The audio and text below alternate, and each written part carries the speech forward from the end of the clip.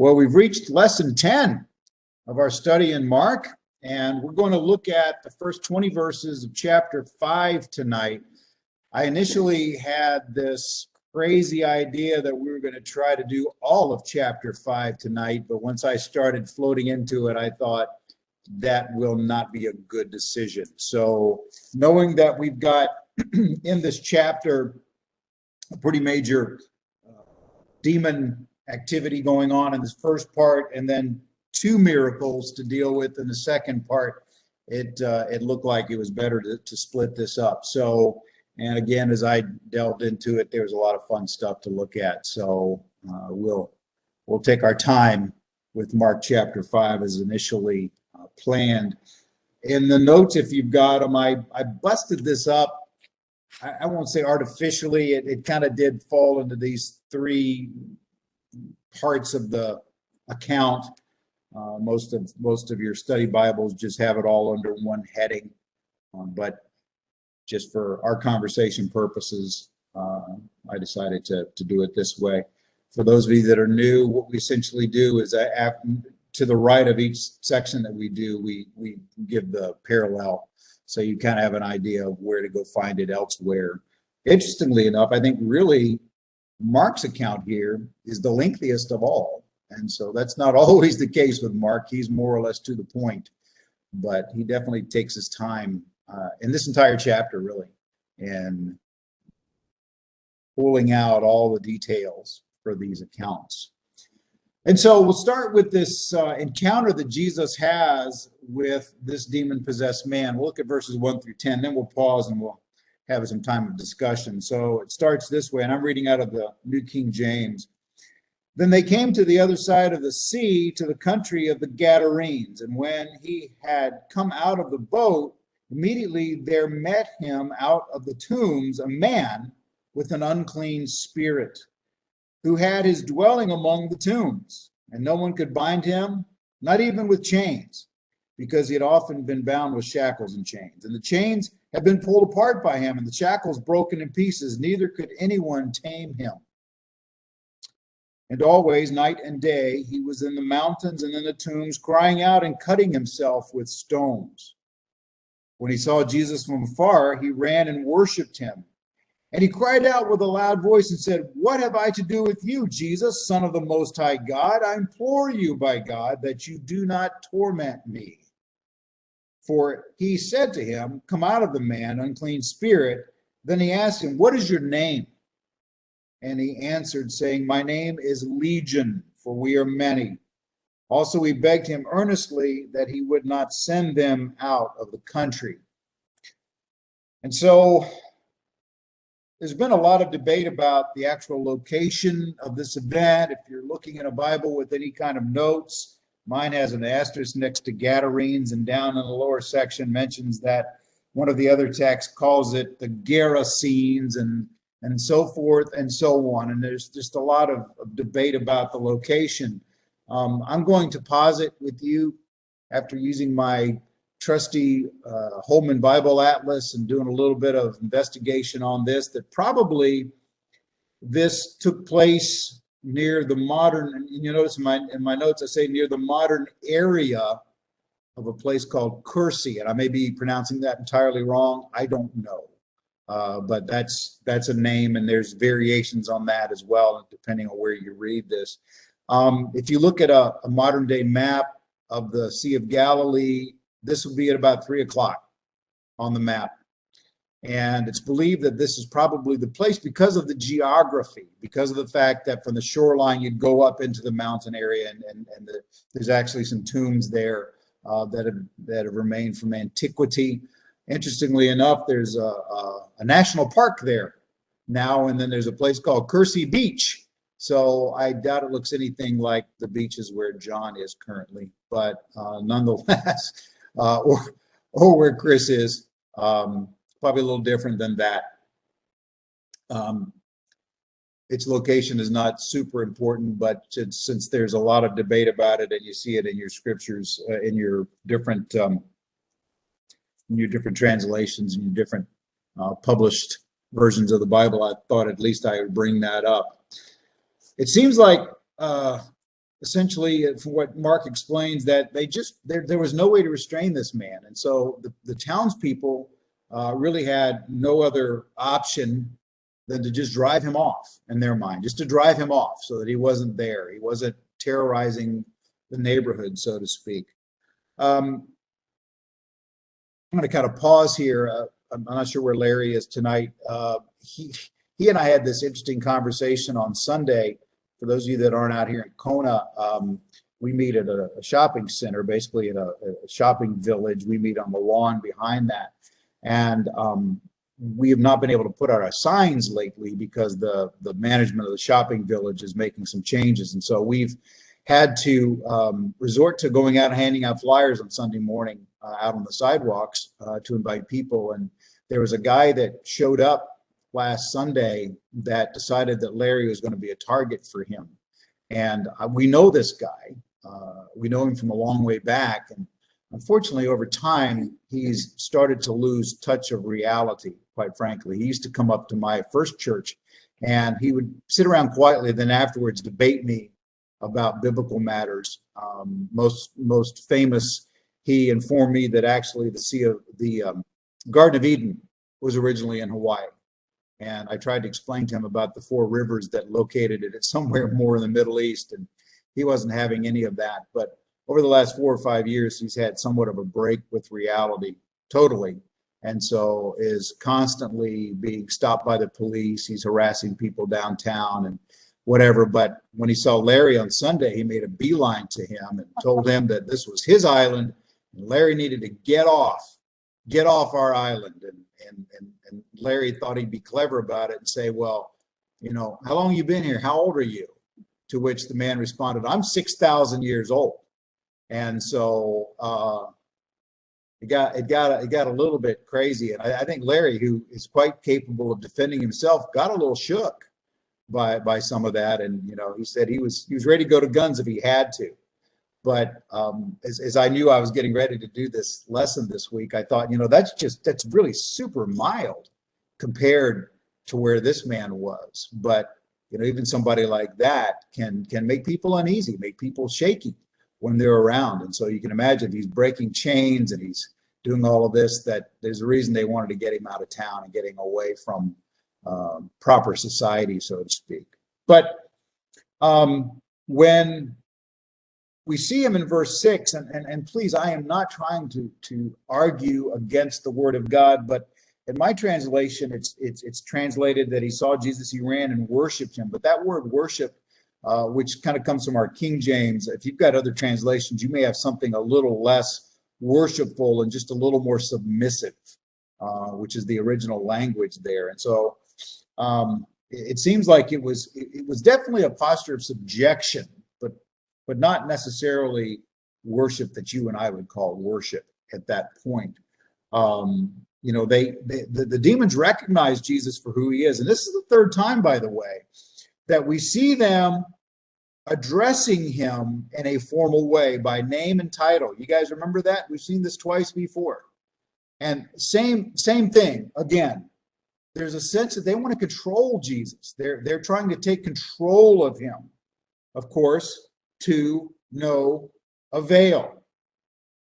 And so Jesus had commanded the spirits to come out, and they introduced themselves as Legion, and then begged him. And over in, I think it's Matthew, it says, don't send us into the abyss.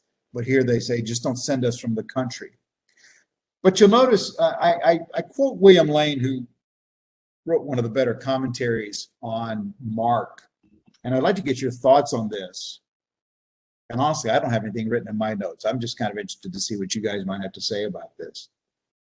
William Lane writes this account, more graphically than any other in the Gospels, indicates that the function of demonic possession is to distort and destroy the image of God in man. What do you guys think about that? Is Lane on target? Is he going the right direction here? Or what are your thoughts about demon possession in general, too, as far as that's concerned? Floor is yours. I think specific to this account. There are kind of two things sticking out to me. One, this isn't Judea or even Samaria. This is a Gentile area. But it's kind of one of those, it had become rich by association with the Romans. They really celebrated the Roman conquest from, 80 something years earlier at that point. Yeah, we'll talk about that kind of at the back Yeah. end. So yeah, we'll cover that. Right. But you're on But track. Go ahead. the idea being, yes, they had like the local ancient Canaanite weird religion stuff, but it also brought in a lot of the Hellenistic and the Roman adaptations. So they worshipped several versions of Zeus in a lot of the cities there. Yep. But there was also a lot of just the usual syncretism. They were trying to adopt what their neighbors were doing, including Judaism. So, in that sense, trying to distort things, this would be an instance. You can kind of see, one opinion I read about this is that he's kind of reenacting the whole scapegoat stoning procedure that you would, somebody who's so far out of line and needs to be cast out of society. They Interesting. send him out into the wilderness, hunt him down, stone him, and then bury him. That's why he lives in the tombs. That's why he stones himself constantly. Yeah. They tried to restrain him, almost like, holy moly, what are you doing, dude? And he keeps breaking out, trying to demonstrate this somewhat Jewish ritual as a twist on if they were going to adopt Judaism. They would have had a better understanding of what's going on. Then there's the kind of the contrast of he's alone and he's naked, kind of like in the garden out the fall. They're alone and they're naked. And, the crowd doesn't know what to do with them. The people altogether don't know what to do with them. And then as we go further, we'll see with the pigs, the solution is to take the demons out of him and into the pigs. Right. He is restored, the unclean, the truly unclean, because pigs were unclean to a Jewish mind, because of kosher rules. The unclean crowd gets sent off the cliff, where he gets restored and dressed and back in his mind. So the first half of that is demons taking somebody, a person, and creating a life of uncleanness. Nudity was a horrible thing in classical Judaism. It's part of the issue with the crucifixion. So some of the study and contrasts you can do with that shows that twisting effort going on. Okay, so I think you would agree that Lane may be on the right path here. It's at least a one point of attack, yeah. Yeah. Okay. I could have run about 3 different ways with you on that one, so it's going to all come out as we go through this tonight, no doubt, no doubt. Other thoughts? I just thought it was a really good observation.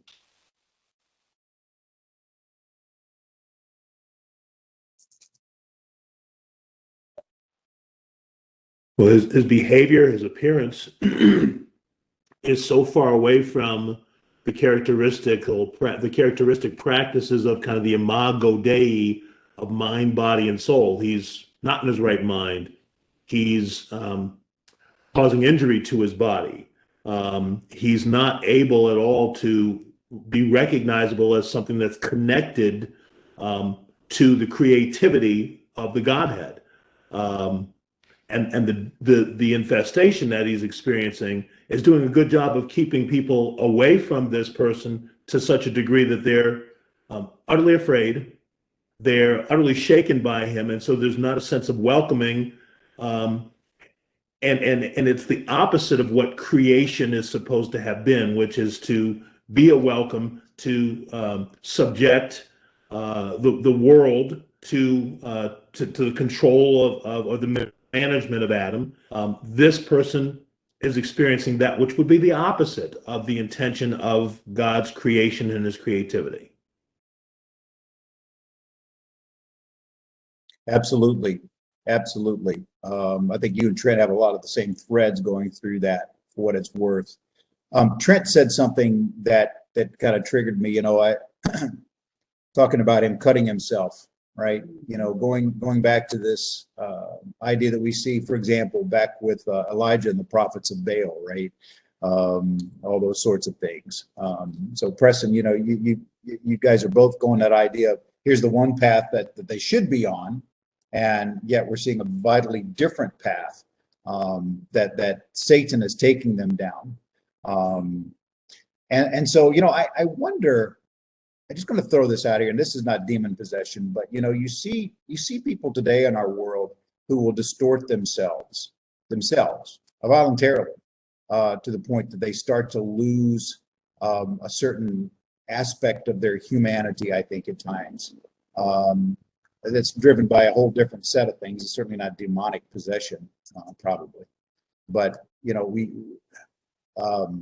to the point that they're spending thousands and thousands of dollars to modify certain organs and appearances in themselves. I don't know. That kind of triggered in my head as I was listening to the two of you guys talk, how it may not be possession, but it certainly may be having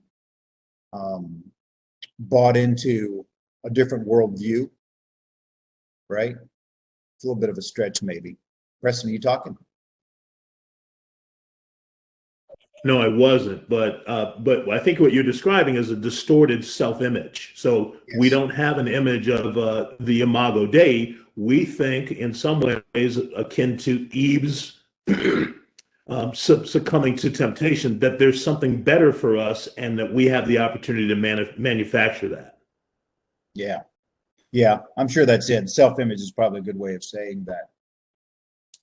Nonetheless, this guy he's and it's really interesting too, because you kind of go back between he and they and he and they and he and they in this narrative, right? Trent? Yeah, I was gonna bring that up too, that he can't seem to decide if he's me or if he's us. Yeah. And almost to the point that he's embracing it. Right. Well, and if obviously you've done a little reading on it too. I think there's some tension there between sorry, it's kind of a weird phrase, but is it a control issue, which probably it is, right? Between the demons and him, or what exactly? But I think it leads into the next question, which is, what was the purpose in calling himself or themselves Legion, right? I mean, there's the obvious here that he says we are many, okay? But there seems to be a sense that there may be some other reasons for this introduction, calling oneself Legion. In a very specific way, a legion would be 4,000 to 6,000 soldiers, right? I mean, a big number. But what do you guys think? What would be some other reasons for this individual or this cadre of demons to call themselves Legion, other than if it was specifically because we are many? What would be some other reasons for doing that? Intimidation. Say it louder. Intimidation. Yeah, give me a little, amp me on that one a little bit. Well, like how he originally comes up in a position of subjection, trying to, be openly submissive. Maybe I'll get away with this. Okay, that didn't work. Now I'm going to get in your face. Compare myself to a Roman army. Not necessarily just for Jesus' consumption, but the group that's with him. Yeah. Probably these farmers that came out to see what was going on near their herd of pigs. Yeah.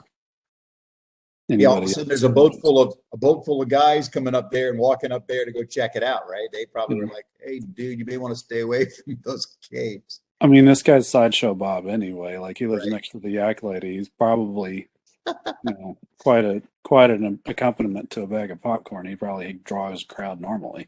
Yeah. That's a twisted way. Okay.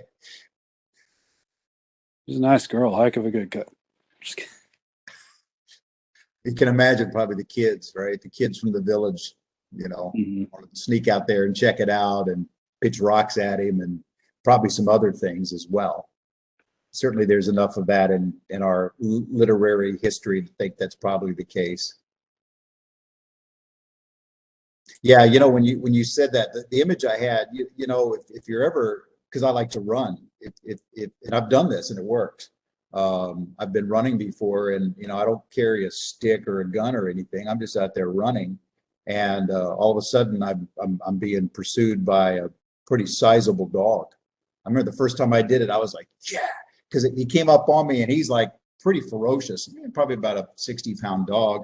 And I just turned around and I was like, just made myself big. Man, I mean, he was like, yap, yap, yap, yap. He took off.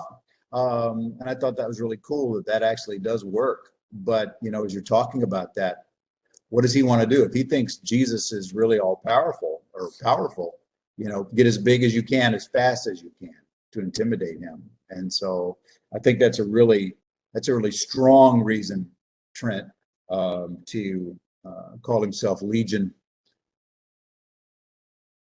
It's kind of a somewhat related possible reason for doing that. Anybody want to try another one?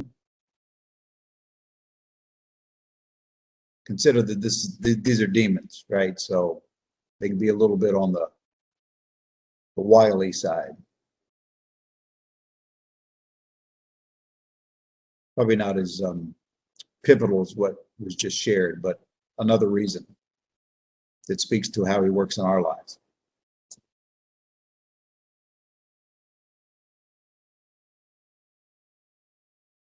Let me try the word. Evasiveness. Yeah. Evasiveness, right? He doesn't really want to give his full name for whatever reason, or who he is, or they identify themselves. It's been suggested that isn't that what Satan's all about? Doesn't really want you to know all of his motivations, know all of his routine. So call myself a name that's not my name, but keep you on the defensive, keep you off balance. Has Jesus seen all of this before? Absolutely. He's seen it all. He got to deal with the head guy, right? I mean, he got to deal with, I will be like the Most High. So nothing's going to surprise him. Another echo I saw written about this, and it's a faint Old Testament echo from Isaiah 65, talking about, I revealed myself to those who did not ask for me. Kind of skipping a little bit to get to the good part, but an obstinate people who walk in ways not good, pursuing their own imaginations, and then the kicker, who sit among graves, spend their nights keeping secret vigil, who eat the flesh of pigs, and whose pots hold broth of unclean meat, who say, keep away, don't come near me, for I'm too sacred for you. Such people are smoke in my nostrils, a fire that keeps burning all day. Clearly that was Isaiah talking about Israel in their wandering. Sure. But there's this guy who lives in the graves, among the tombs, hangs out near pigs, tells people to keep away because I'm too unclean for you. Yeah. That's a pretty cool echo there, quite frankly.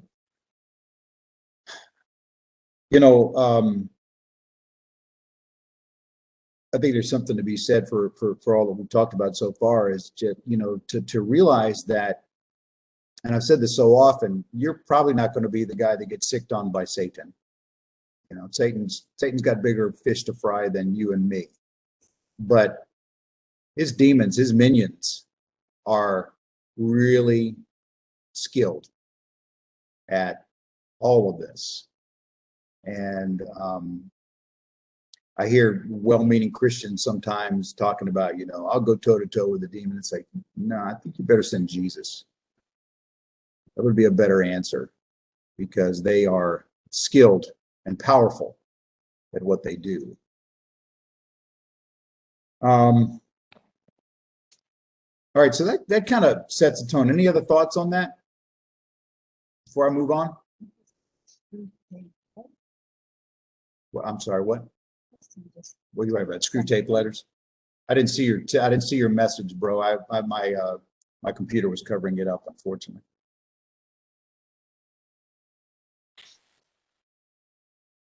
If you want to see a neat modernization of the lieutenants, or maybe some of the spiritual warfare that's described in Daniel chapter 10, C.S. Lewis's colloquial screw tape letters is going to show you a lieutenant demon training his nephew in spiritual warfare. There you go. Good recommendation, bro. All right, so verse 11, the pigs enter the story. I'm sorry, the account. So here we go. Now a large herd of swine was feeding there near the mountains. So all the demons begged Jesus, saying, "Send us to the swine that we may enter them." And at once Jesus gave them permission. Then the unclean spirits went out and entered the swine. There were about 2,000. And they ran violently down the steep place into the sea and drowned in the sea. So those who fed the swine fled, and they told it in the city and in the country. And they went out to see what it was that had happened. Then they came to Jesus and saw the one who had been demon-possessed and had the legion sitting and clothed and in his right mind, and they were afraid. I guess my video stopped again.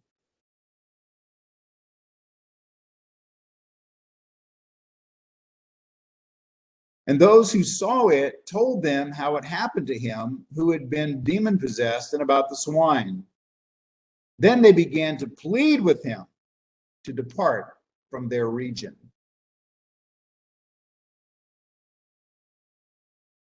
So we know there's 2,000 pigs-ish. That's a bunch of pigs, guys. I don't know how many you've ever been around. My grandfather raised hogs, and I think the most I ever saw at one time on his farm was about 150. And that was a lot of pigs. That was a lot of noise.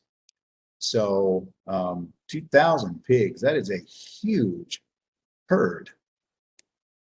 They would not sneak up on you. And so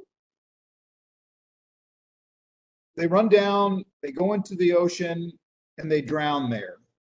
And I've got a question that's not on here, but I'll get there in a minute. But the upshot of it all was that these locals were frightened about all of this.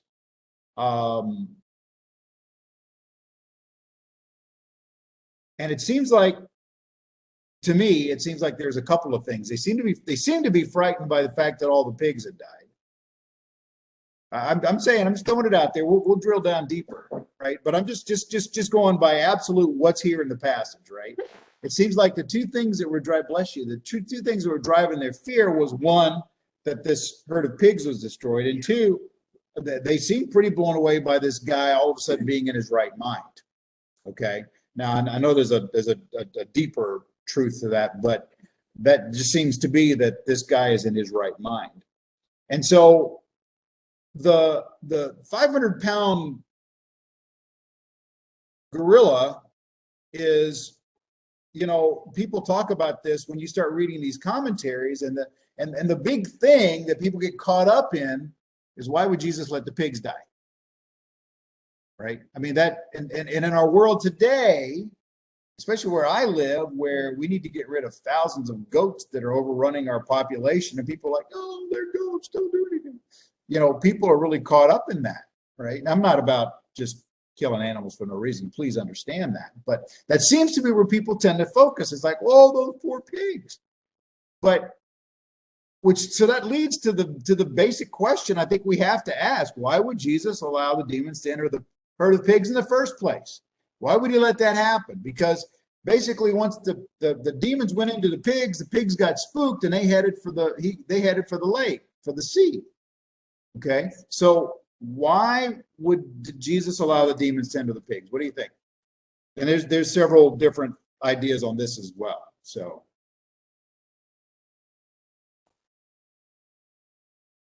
oh, and I'm going to give you the question that's not in the question, because I was reading different things on this. I was kind of surprised by some of the things I read.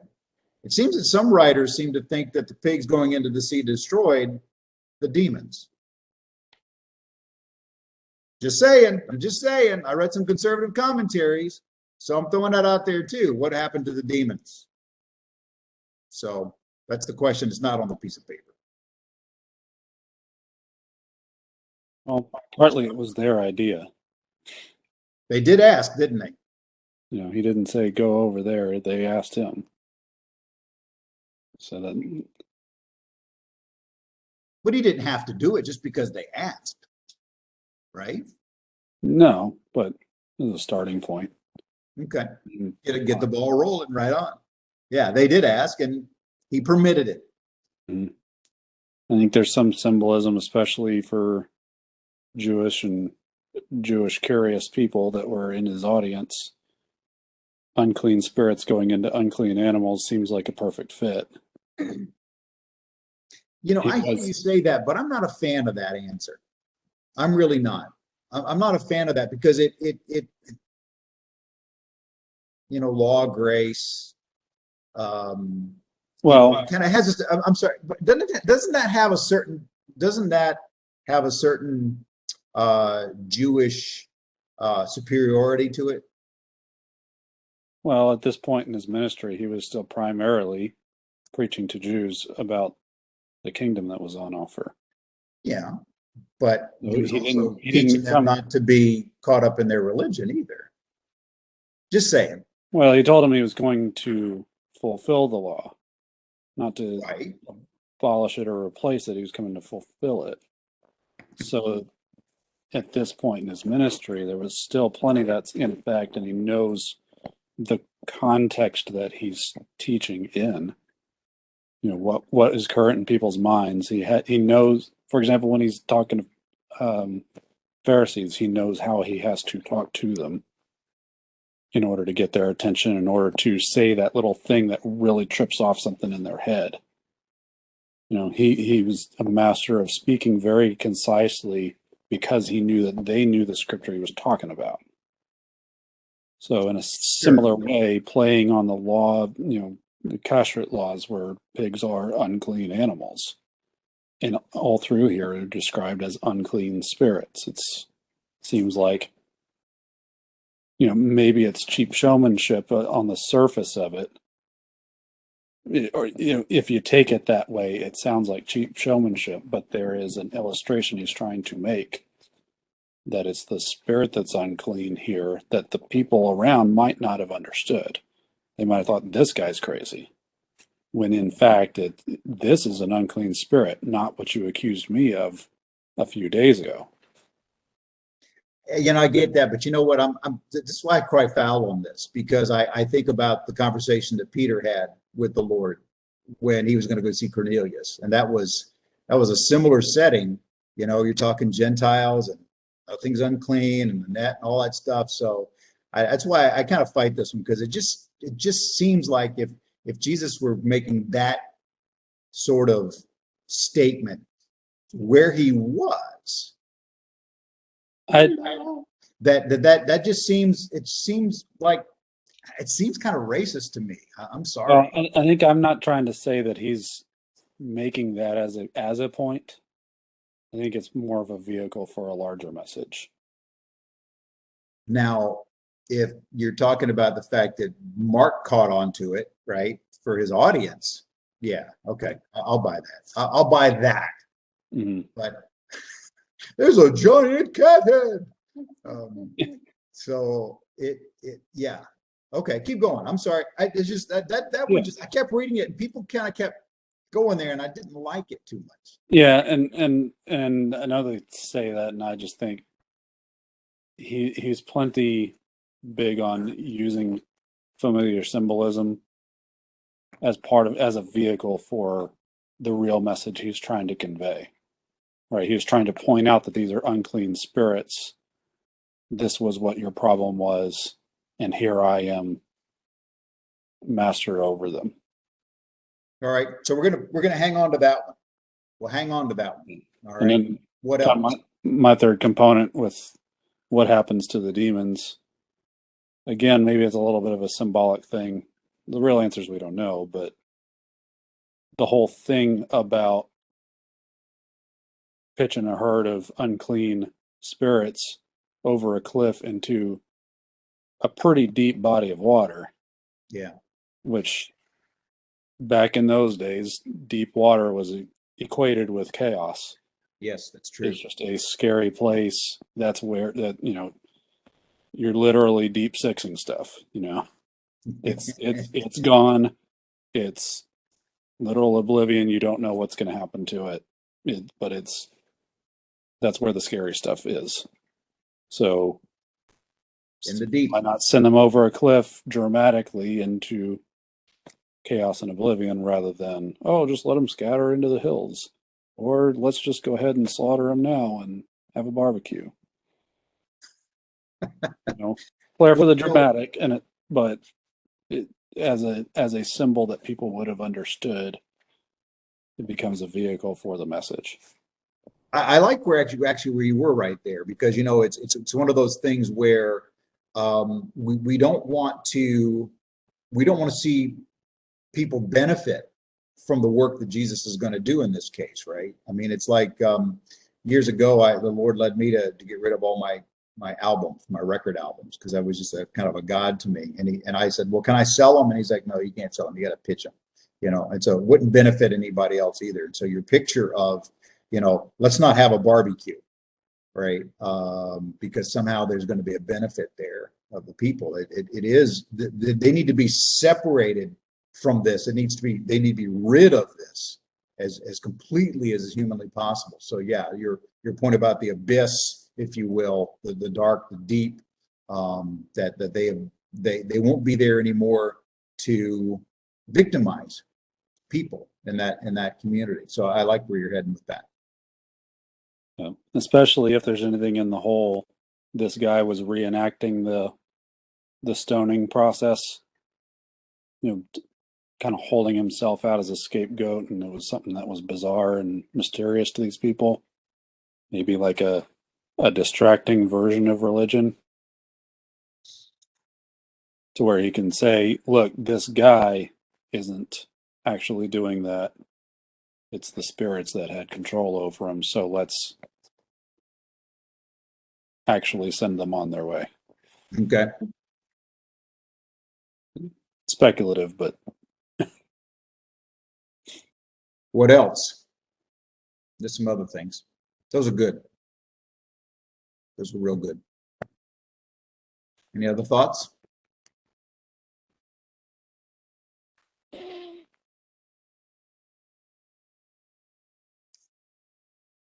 So if I'm in seminary or if I'm in a religious studies class, I'm going to answer the way that Trent just did, because I agree with what Trent just said if I'm in that class.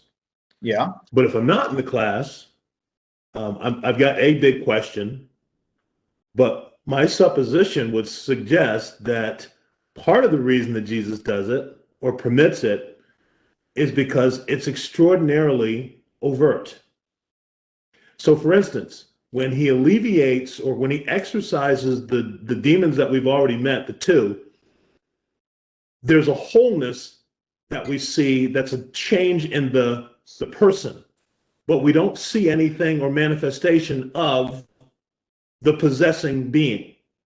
Right. So when they ask to go into the pigs, Jesus sort of goes, okay, sure. So now he's got kind of three different audiences here. He's got his disciples, right, who have got to be able to see and register this in the way that Trent's talking about from a Judaic standpoint. He's got these folks who are delving into a variety of Hellenistic, Roman, and other practices who are onlookers. And then he's got the guy himself. So Jesus is able to not only exorcise the man of the infestation, but he's able to then direct where they go. And everybody there is aware that that's exactly what just happened, because the influence leaves the man as exorcised, and then they go into the pigs, and the pigs have an adverse reaction that says, we need to do something that's quite different from the man, because right now our instinct says this is a bad thing. Now, the question on the heels of that is almost based on your first observation, which is, Jesus is a very bad Peter represented. Yes. Except probably more lingering in some ways. The question I have is, Jesus is really bad for sales. He's a really awful lost leader representative, because what he's bringing is ultimately a good thing, but the sacrifice in order to get there, I'm not really sure that the denizens of the region are very appreciative. They're not at all. Which kind of is going to go to the reason why they asked him to leave, right? We're going to get there in a minute. I think you hit on a really important aspect of this thing, is that there's the impact. Okay. There's the effect. And I like the drawing the distinction from this with the others, where we really didn't see what happened to the demons. It's just they were exercised, and they're good to go, right? And I think within that, I mean, certainly Trent was hitting on the idea too, the fact this is Gentile territory versus, and we're going to see that kind of played out the rest of the way through this account for what it's worth. Certainly the few times Jesus went into Gentile territory, he had some pretty exciting interactions, pretty life-changing interactions with people. And so anybody else got any ideas? Because I'm going to give you 2 or 3 that kind of speak into what the impact that Preston's talking about and goes along with Trent. But any other ideas you guys want to float?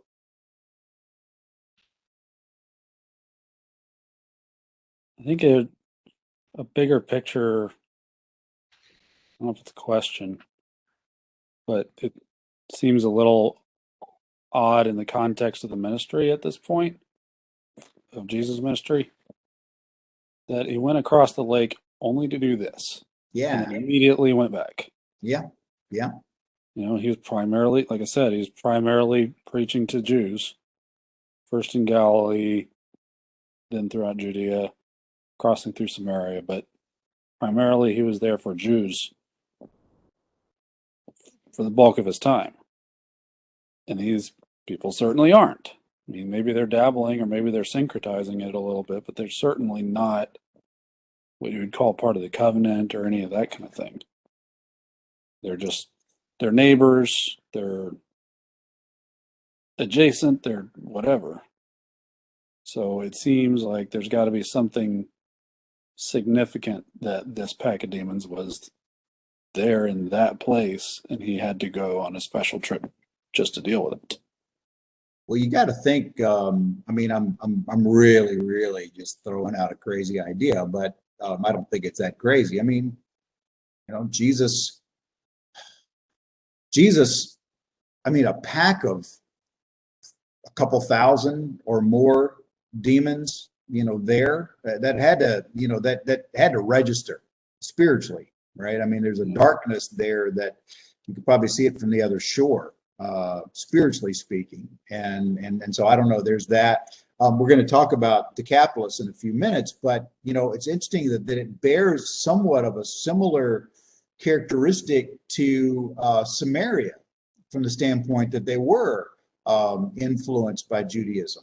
And we'll talk about Decapolis in a few minutes, but there you've used the word syncretistic a couple of times, and I think it's there, right? It's kind of like what it is here. There's a God consciousness, but it's not a surrender to God consciousness. It's not even the religion of the Pharisees. It's just cultural kind of thing. So, I mean, but you think about his other interactions with people outside of Judea, if you will, outside of Israel. They always were very pinpoint, weren't they? It's like, I've gone to see them, I've made an impact, and I'm gone. And that'll again play into the back end of this account, I think, as well. So I'm willing to own the fact that they took a trip across the entire Sea of Galilee to see this guy. He had an appointment. I mean, we're not to it yet, but mentioning the Decapolis, maybe he's playing the long game and tilling some soil for what he knew was in the future, that we are going to have to talk to these Gentile people at some point. Yeah. They are in the future plans, and that area was going to be a large Christian area in short order. Indeed, indeed. Especially the further northern part of that. But I think of, it's a very different flavor. Really a super different flavor. But you think about the woman at the well, you know, in a very different way, but super undesirable person, in some ways also exiled from the people. And yet that was the person that Jesus went to, and the messengers are a little bit different in that account than here, but you still got a pretty heavy demonstration, if you will, of Jesus's power in a place that was only gonna be a very brief time, and then he's gone. So you kind of see the similarities in those two interactions, really. We still talk about God pursuing us to this day. Yeah, absolutely. These are examples of that one guy or that one girl, right, out of his way just for that one person, especially at their most desperate point. Absolutely. You talk about the larger picture, there it is. Well, a couple of lost Carl. I think he might have had some technology issues, possibly. It's been suggested, these are not mine, but it's been suggested that, number one, the reason that he sent them into the swine is because the ultimate time of their defeat had not come. That comes later. I struggled with one of the writers saying, they were destroyed when they went into the sea. It's like, these are spirit beings. I don't think you can drown them. Pretty sure about that. So I was a little discouraged with that writer, and it's kind of make everything he says now suspect. That happens. I don't know if any of you guys have experienced that. I've read a number of texts in my time, and I go, wow, if you got that one wrong, I'm gonna have to watch you really super close. I have one, I think I mentioned it to you before, I have one systematic theology that he spends about 4 pages talking about theistic evolution. And I'm going, wow, if you believe that, all the rest of this stuff, you guys understand theistic evolution, God created evolution. So that didn't sit well with me. And I'm thinking, okay, I know it's a 900-page theology book, but those 4 pages just tainted the whole thing. So, but the idea, though, is that their defeat has not come yet. Second of all, and Trent, this kind of speaks to where kind of I think you were going to a certain extent. The larger picture here is that this was a demonstration. Preston, you talked about that. This was a demonstration of the destructive nature of demons, right? I mean, if you want to bring it front and foremost, let these thank you for that. These demons destroyed this huge. I mean, you guys ever been around a couple hundred pigs? Who's been around a couple hundred pigs? It's a big, noisy, stinky, and then when food comes out, it gets worse. And so my grandfather raised hogs. I remember he got out of the way when the grain came into the trough, because they'd pin you, they'd break your legs. It was I can't even imagine the tumult of 2,000 pigs going down the side of a mountain and splashing, and that wasn't just, they would just like a sinker. I mean, that was horrifying. I mean, you think about that scenario of 2,000 pigs drowning. That was terrifying. I'm sure the apostles were terrified by that. I mean, it would have been, honestly, and Preston, you kind of touched on it, this would be life-changing. This would be a life-changing event. You would never forget that ever again. And so, but in doing that, Jesus demonstrates to them, to his audiences that were there, and then as well, Trent, as you were pointing out, in the larger context of the Gospel of Mark and the other gospel accounts, that the destructive nature of demons, that it goes back to the first question we talked about. And then I think this is the one that makes me just kind of smile. And I don't know who said it, but I liked it. One man, the life of one man is more important than 2,000 pigs. And I know that's not a popular position today in our world. All the tear-jerking commercials they have on TV for animals these days. And I don't want to see any animal suffer, believe me. But isn't the life of one man worth more than 2,000 pigs? I don't know if that would fly well everywhere in Christendom. But, I mean, you hear what Jesus talks about the sparrows and things like that. Aren't you worth more than them? What do you guys think about that? Is that a cold, heartless, human-centric mindset, or is that got some legs? That one man is worth more than 2,000 pigs. Most people would ask you who the man is. You're right. They would. I mean, there's a passage later on, not many people would die for a righteous man. Plenty would die for a good man. Right? You can kind of continue on down the lineup and say, well, this guy's a loser. You probably do without him anyway. Well, and God's not a respecter of persons, though, so kind of takes that out of the picture.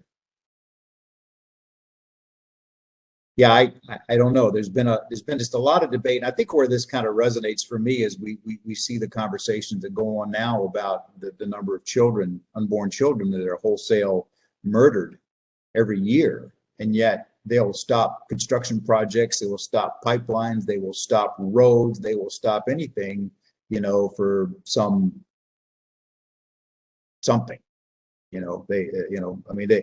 If they find a little pool of water on Mars with some kind of microorganisms, they're going to call that life. And yet we murder children in America daily that have their own separate DNA, that have a whole life ahead of them. So, sorry, I won't preach. I think you guys are all on board with that idea. Thoughts on that? Am I down your path, not your path? Making too big deal about that? What are we worth to God? As an answer. Bruce, I think that's a neat consideration. Remember, this guy, the end of the story is that this guy wants to go with Jesus. He wants to become a disciple / potentially an apostle. Right. And Jesus pretty much says, no, you need to stay right here because you're going to be more effective. And I mean, this is implied. And so this is, he doesn't say this exactly, but obviously this is a guy who remembers where he was and remembers where he is now. And Trent was making reference, like this lady of Samaria, he's got to tell folks because he's not going with Jesus, but he's got to tell folks. Plus, maybe even differently than Samaria, he's recognizable as the former loon who's no longer a loon. Yeah, the woman at the well, I mean, there wasn't a physical transformation in her. Well, maybe it was, but yeah, she didn't go from being out there to not being out there. She was basically saved by Christ, if you want, and recognized the error of her ways. But you're right, this guy, everybody remembered him. Everybody remembered what a crazy man he was. It's a little bit of a stretch, but how many people around today come to Christ and then immediately want to go with him in a physical, bodily sense? Like, I want to get out of here now. And the message is, no, you need to be there on earth. I've got something for you to do. Right. I've got people for you to talk to. I've got, whatever service is in line for you. That's kind of my grouse when I hear people talk about even so, Lord, come quickly. It's like, he's going to come when he comes, but realize when he comes, who's left, it's going to get tough in a hurry. So, I mean, I'm all for not being afraid of dying. Amen. But it's a cheesy movie line, but How many of us are afraid of living? Oh, it's very true. I've heard that preached, brother. That's not that cheesy. I probably preached it myself.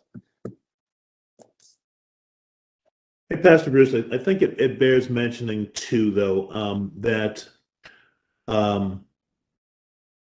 Jesus is in the business not only of restoration.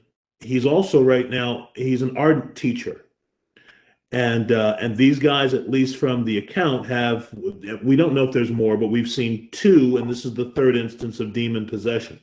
So we're going to catch another one that's going to come soon, but even so, I think he's, this is again postulation. I think that Jesus is preparing these guys to be sent out so that they're not freaked out by the extent of demon possession. So he's shown them kind of maybe, demon possession light. And now he's just shown them an extreme, which is demon possession huge. And maybe after this, and he's leaving the country with his guys, he's saying, now guys, this was a big one.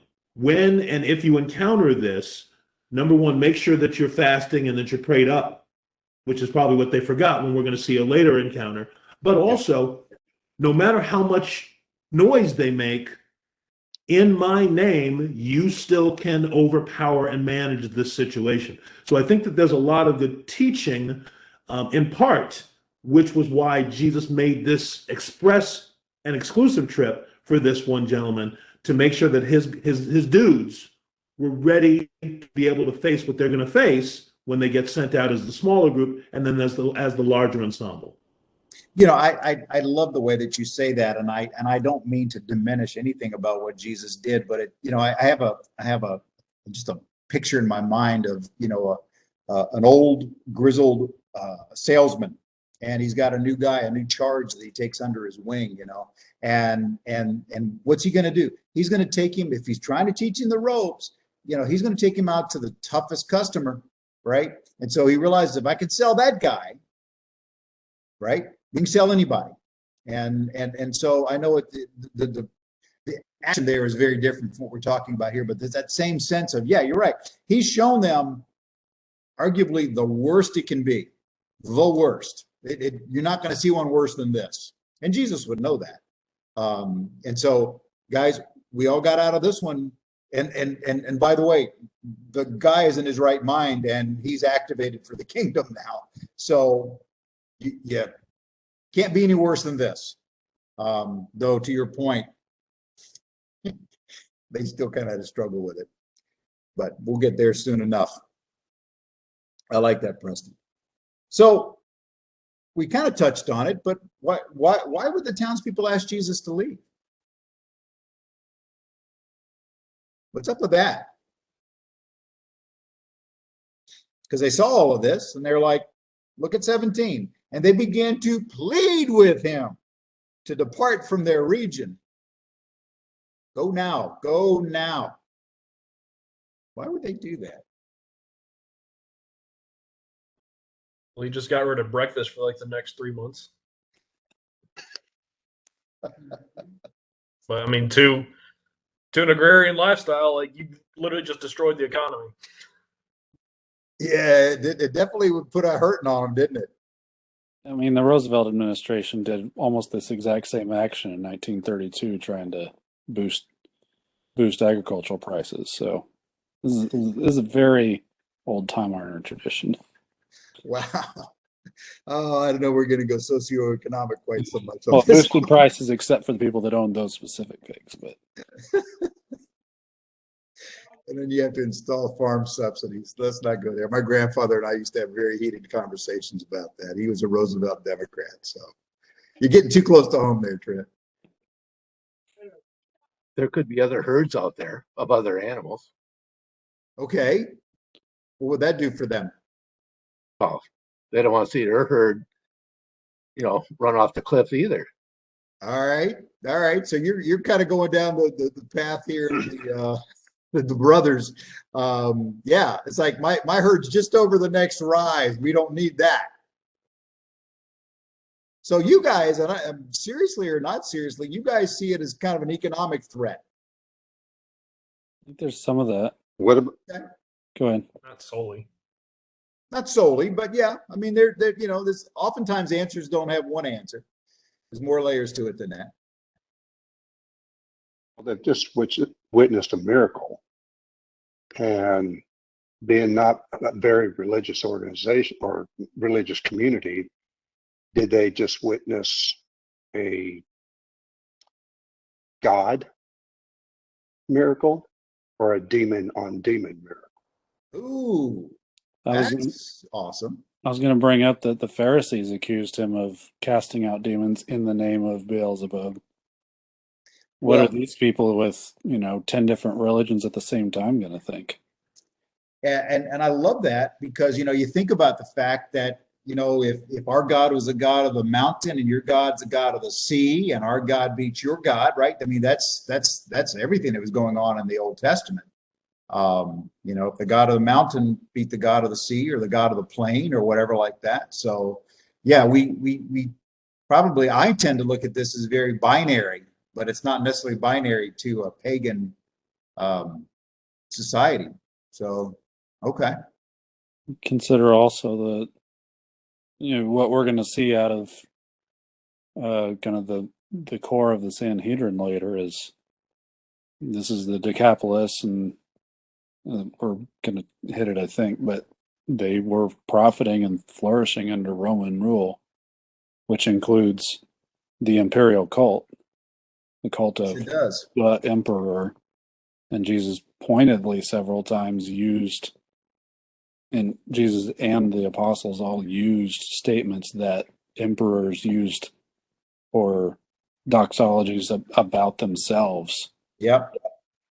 and those were all applied by Jesus to himself and the apostles to him in hindsight. So here he comes rolling into the area, and we kind of don't want to threaten the good deal we've got going on right now, because here you are, this guy that talks about being the King of Kings and Lord of Lords. And I know a King of Kings and Lord of Lords, and he lives in Rome right now, and he's good to us. That's what he calls himself, as King of Kings and Lord of Lords. Yeah. And that's what the last guy did. And then the guy before that, because it was Alexander, and then it was Xerxes, and then it was Nebuchadnezzar. They've all used Nebuchadnezzar. Yeah.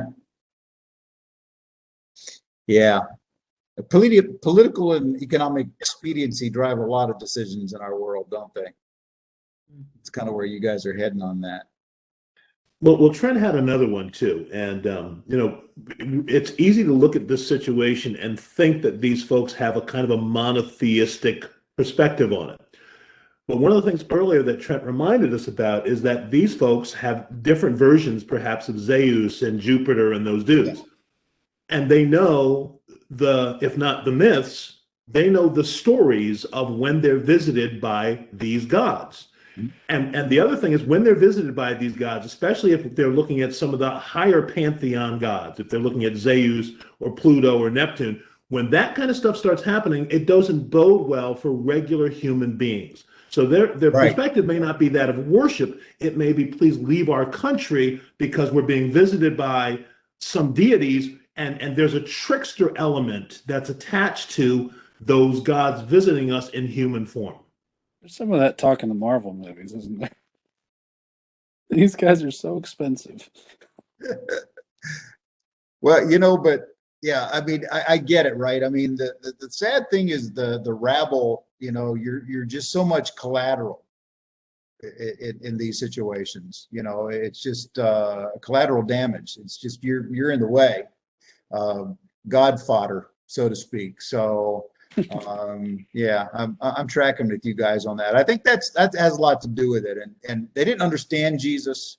They just knew he had just wiped out a pretty substantial foe with not much more than go. And they weren't digging it. So I think there's a lot to that. The superstition, I like the idea of the Roman connection too. It's like, you know, we're doing good with them, and that kind of takes us into this last part. Unless you guys got any more, I want to go talk about Decapolis for a few minutes and kind of the end of it, which Preston's already alluded to, which is the future mission for this guy. Just last little half joking statement that I wonder if they were unsettled by the fact that the deployment of the smite button was a single word. Yeah. Not an overt display of thunder and lightning, but this is okay, go in the pigs. Yeah. I don't think that should be overlooked at all. I mean, that again, if you were there, if you were watching that, it was a loud and noisy and scary thing, but it was all started by basically the word. And that's not. If you can be that casual about displaying your power,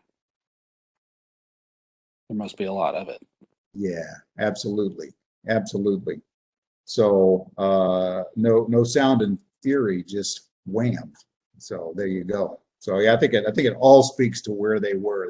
They were terrified, and he couldn't get out of there fast enough as far as they were concerned. And so that leads us to verse 18. So, and when he got into the boat, I got a question. oh, go ahead, John. So did Jesus drive these pigs off the mountain? Because that ends the story. Because why would the pigs, or why would the demons ask to go into the pigs and then themselves run off the cliff? That doesn't make any sense for the demons. I think you have to understand, and you guys can all chime in on this. I mean, we give Satan too much credit, right? I mean, you know, I think a lot of Christendom have this idea that Satan knows what you're thinking. He doesn't. Satan's not everywhere at one time. He's a spirit being, but he's only in one place at one time. That's why I say he's not going to mess with you.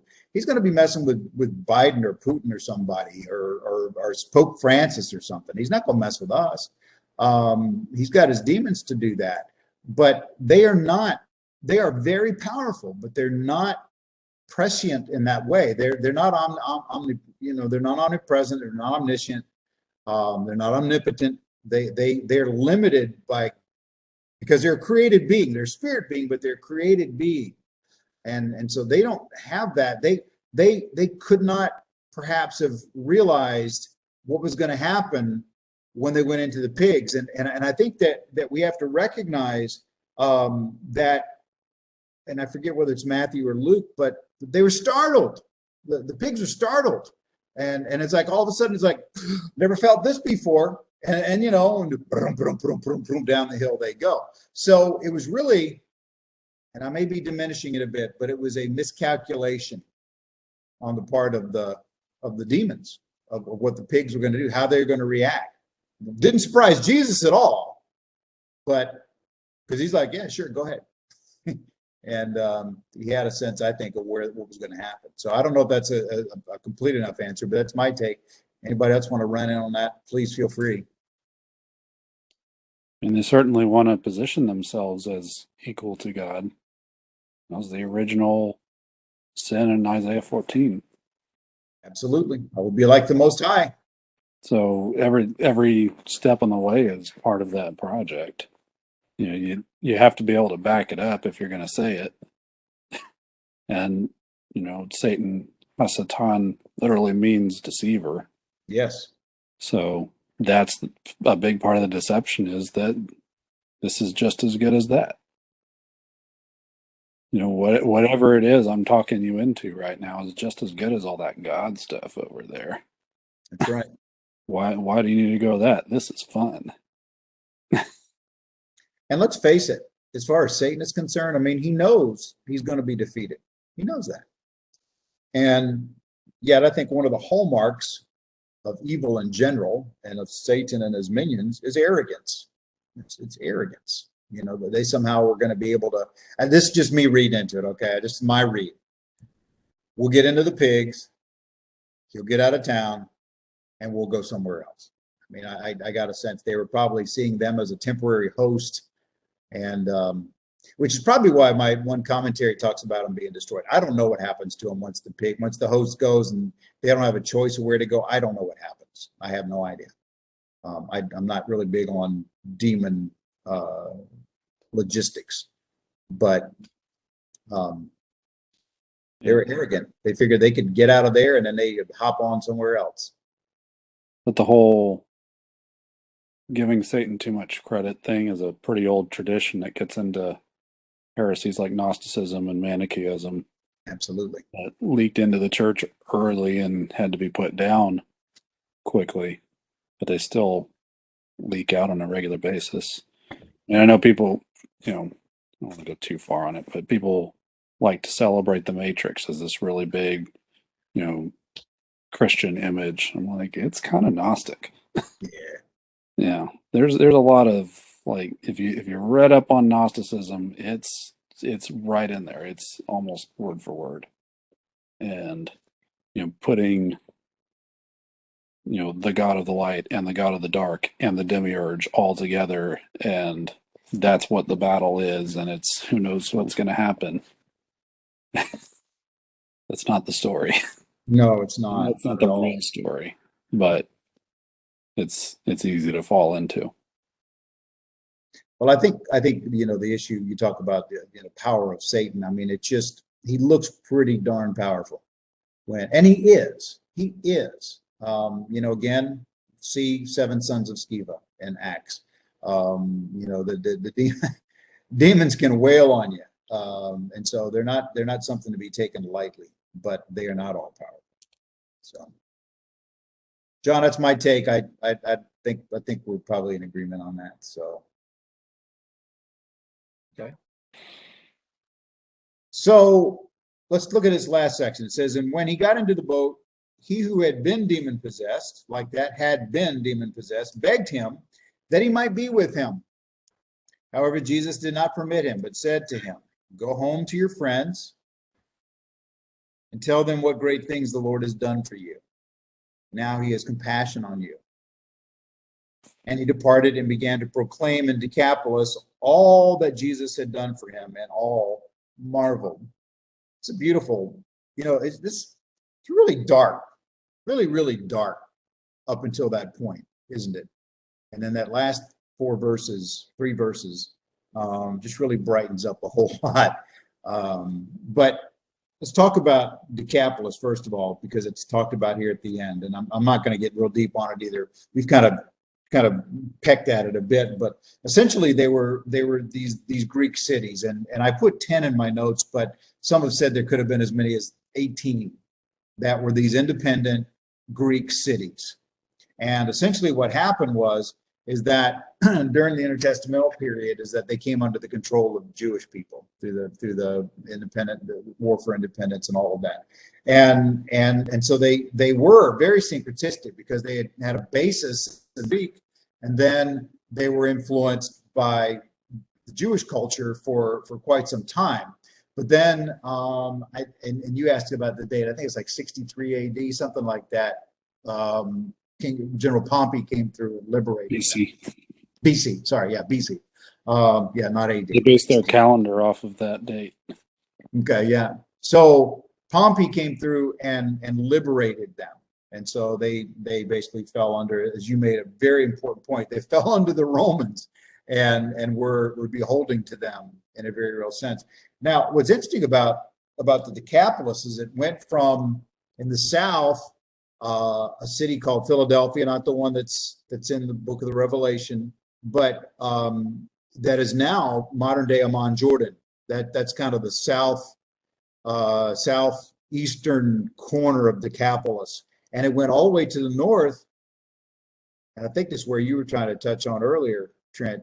It went to Damascus. Damascus was the northern boundary of Decapolis. And so, yeah, that was going to become an important point in the Christian development. So that's kind of where they all were as far as it's concerned. So again, if you've got a good Bible map, got Atlas or whatever like that, or you can just go Google Decapolis and you can see all those cities which were basically to the east of the Sea of Galilee, stretching to the north. and to the south. And by the way, Amman, Jordan, if you want to just kind of get a sense of this, it's almost parallel, just a little bit north of parallel from Jerusalem and Jericho. So it's pretty far south is where the Decapolis went. So it would have been all that area over there. And at least one of my readings, it was a sense that had been the area that had been given to the 2.5 tribes when Israel had gone into the promised land, right? You had the 2.5 tribes that stayed on the east side of the Jordan. And so I've not done a lot of study in this, but you get a sense that the Israelites felt like that, that was their birthright, their land that had been given to them back under Joshua. So you kind of see where that kind of came from. But that's that area. And so is that enough on Decapolis to kind of get a sense of it? I think it's remarkable how big that area is. Yeah, isn't it though? Like, he sent this one guy out to go spread it all over that. Like, Jesus is hardly covered from Nazareth to Jerusalem. Yeah, I mean, you talk about it. Go Google that. Google Maps. Do Amman, Jordan to Damascus, Syria. That's a massive area. Couple of weeks to walk from one end to the other. My God. Well, because by the time you get to where Philadelphia or Amman is, you're not that far from the Dead Sea, and you're going up past all of Sea of Galilee and further north even from there. So yeah, it's a pretty sizable area, kind of arid. So you got that to play with too on the edge of the desert. So, but yeah, Jesus won't let him leave. He won't let him go. He says, you've got to stay here. You're not going to go with my disciples. And so he leaves them there to tell the people what happened to him. And as we just said, it's a large area that was going to be his mission field. So he needed to get some people saved pretty quick. So what do you think? And Preston, you kind of started going down this path. So I'm glad you didn't run too far down it. But what are the benefits of Jesus's assignment to this man? What are the benefits of this assignment for this guy? As far as the kingdom is concerned, as far as he's concerned, what do you think? You started down this path. Well, he's recognizable to the people in the area. Good. Yeah. They remember that guy, right? Yeah. He's going to have the biggest impact. Maybe even more than the apostles would. Yeah, you almost think he could like send a guy ahead of him, right? It's like appearing this week. Whatever. The guy that had thousands of demons. Personal redemption tour too. The personal redemption. And I don't mean like a soul redemption. I mean like a reputational redemption. Yeah. Yeah. Absolutely. Like this is your chance to really rejoin society because you're not just you now. You're going out to talk about me. Jesus saying that, which is honestly what he says to each one of us. Indeed. Okay, you believed, go tell somebody about it. You're not just you now. Well, in a very real sense, you're going from wood, hay, and stubble to gold, silver, and precious stones, right? I mean, you've now got a mission that's worthy of the kingdom. His was absolutely about as far down as you could get, and screaming and cutting himself in the tombs. Absolutely no future, zero future. But you're right, that is a picture of us apart from Christ. Establishing a territorial ambassador. Yeah, I'm digging that. Like a 2 Corinthians chapter 5 ambassador. We're ambassadors for Christ, right? Be reconciled to Christ. I mean, somebody's called him the first missionary to the Gentiles. Yeah, I've heard that. Logically, but I mean, I don't want to beat up on the whole type and anti-type thing, but here's a guy that was in a period of satanic self-destruction, living among the dead. Yeah. Jesus comes along, cleanses him, clothes him in his righteousness. Okay. Yeah, I was hearing that coming through there. Yeah. And then sends him out into his new life. Yeah, put off the old man, put on the new man. Good Colossian stuff there, among others. Yep. Yeah, that's an excellent object lesson. I might have to use that sometime.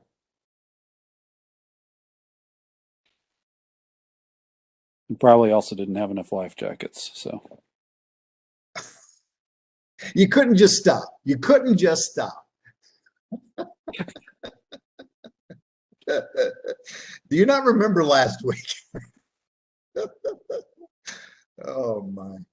All right. Let's not get too serious, I guess. Yeah, what a cool mission though. I mean, you know, to your point, Trent, you know, he's got a bigger territory than Jesus and his 12 did themselves. And so it's not too bad. I shouldn't say it that way, but you just wonder how that went with him as he was out there.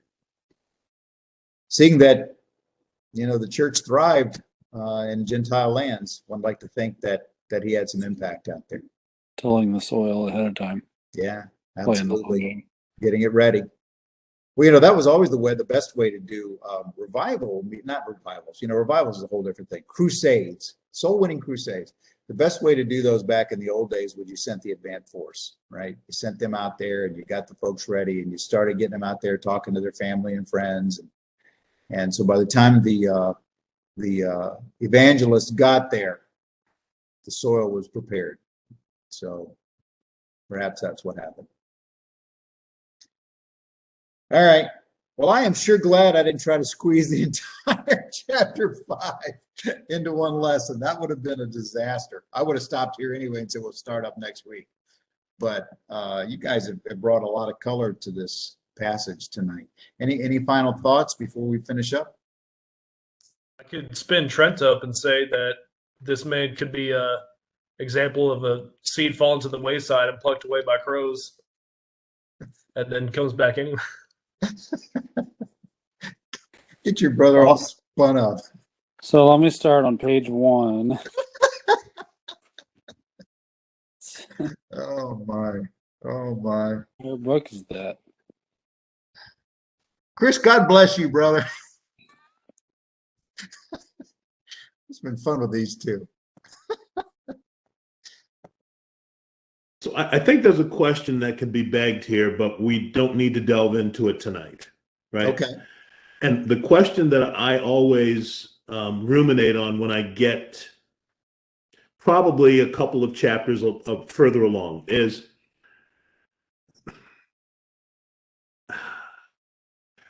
I can surmise or I can guess, but it appears that people were familiar with demon possession and the activity of demon activity.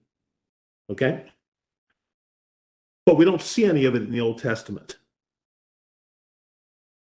So among the many miracles that we see that the Lord allows, Yahweh allows to his prophets, we don't see demon exorcism happening until the Son of Man comes.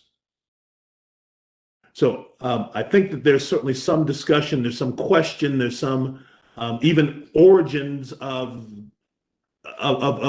demons, or even contrast, say, between demons and fallen angels. Some of that stuff comes to bear. We don't need to get into it tonight, but when I go through these kind of interactions that Jesus has with these entities, those questions come to mind. I'll give you two thoughts and we can cover it as we go through, because we're going to hit this again, as you've noted.